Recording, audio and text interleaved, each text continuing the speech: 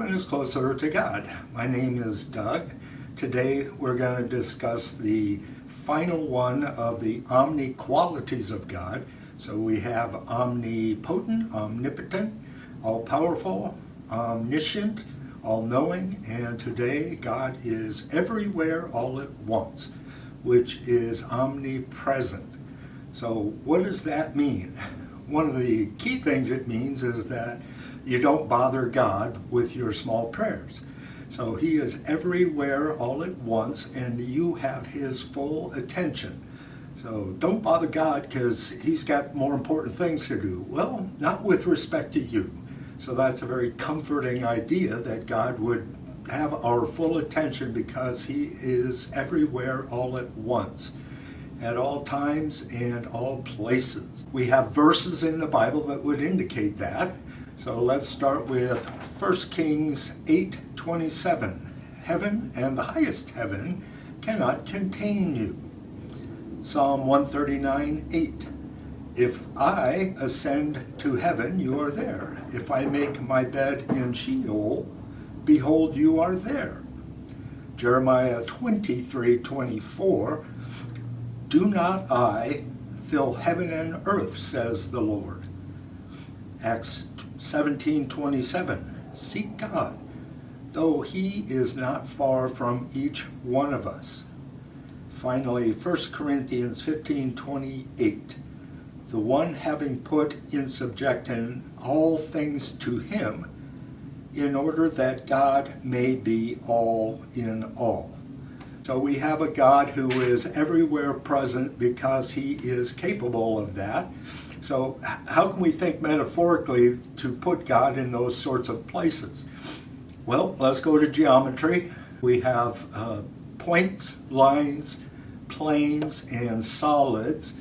A point is 0 dimensions. It has no dimension at all. But if you were to take a point and draw it out in length, an inch, a mile, light year, you would have 1 dimension. So a line is 1 dimension. If you take that line and then draw it out in the y dimension, so a line going in x direction, you can move it in the y direction and pull out a plane of whatever length. So you could have a square 1 by 1 inch, or a rectangle of 1 by 5 inches, and so on. So that is 2 dimensions. A plane is 2-dimensional. Then we have solids, which we operate in our world. A solid is a sphere, a cube, a cubal rectangle, a pyramid, all those sorts of things. And then people who operate in 3 dimensions, the X, Y, and Z of it. Now, if we were to take a picture of our house and put myself in it as a 2-dimensional being, like the illustration of flatland, then you would have openings in the house to allow people to pass through, and you would have different figures who could only see a line, can only see the edge or an angle because they see that 1 dimension.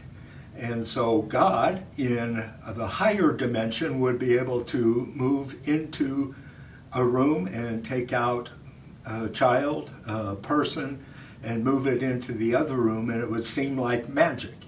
Well, that's just being in 3 dimensions. So if we think upwards from that, then God can enter an enclosed room. Jesus, after His resurrection, entered the upper room without going through a door or window or anything, surprised the disciples. And so He could do that because that dimension is open to Him, coming from, metaphorically, a higher dimension.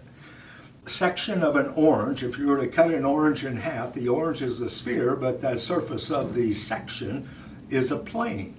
And God intersects our entire universe the way a sphere or the orange would intersect that planal section. God is everywhere all at once, which is a happy notion, but it gets confused in the world because people will say, Well, if God is everywhere all at once, then everything is God. That's pantheism. I'll give you a moment to look at the notes on that. And that God is immanent everywhere all at once and not distinguished from anything. The second notion of that is called panentheism. All is in God, and that means that God is immanent everywhere all at once, but also transcendent. I'll give you a moment to look at those notes. And so we have a God who can do these things because he is God, but also because geometry and metaphor allow it.